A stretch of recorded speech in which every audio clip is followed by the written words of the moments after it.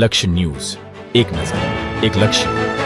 બાબા સાહેબ આંબેડકરની જન્મજયંતિ નિમિત્તે કલોલમાં ભાવભીની શ્રદ્ધાંજલિ. કલોલ ખાતે આજે ભારતના બંધારણના શિલ્પી, સમાનતા અને સામાજિક ન્યાયના પ્રણેતા બાબા સાહેબ આંબેડકરની જન્મજયંતિની ઉજવણી નિમિત્તે તેમની પ્રતિમાને પુષ્પાંજલિ અર્પણ કરવામાં આવી હતી. શહેરના વિવિધ વિસ્તારોમાંથી આગેવાનો અને કાર્યકરો ઉપસ્થિત રહી બાબા સાહેબને યાદ કરી તેમના વિચારોને જીવનમાં ઉતારવાનો સંકલ્પ લીધો હતો. આ કાર્યક્રમ દરમિયાન બાબા સાહેબના જીવન ચરિત્ર અને તેમના દ્વારા દેશ માટે કરવામાં આવેલા યોગદાન પર પ્રકાશ પાડવામાં આવ્યો હતો. વક્તાઓએ જણાવ્યું હતું કે બાબા સાહેબે સમાજના પછાત વર્ગોને ન્યાય અને અધિકાર આપવા માટે અનન્ય સંઘર્ષો કર્યો હતો અને આજના યુવાનો માટે તેઓ પ્રેરણા સ્ત્રોત છે.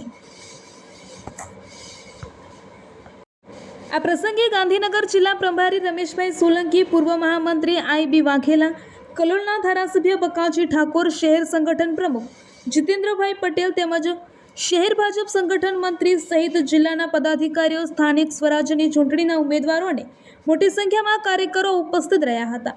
આ કાર્યક્રમના અંતે તમામ મહાનુભાવોએ બાબા સાહેબની પ્રતિમાને ફૂલહાર અર્પણ કરી ભાવભીની શ્રદ્ધાંજલિ પાઠવી હતી. સમાજમાં સમાનતા, ભાઈચારો અને બંધારણીય મૂલ્યોને મજબૂત બનાવવા માટે સંકલ્પ વ્યક્ત કર્યો હતો. રિપોર્ટર સંજય નાયક.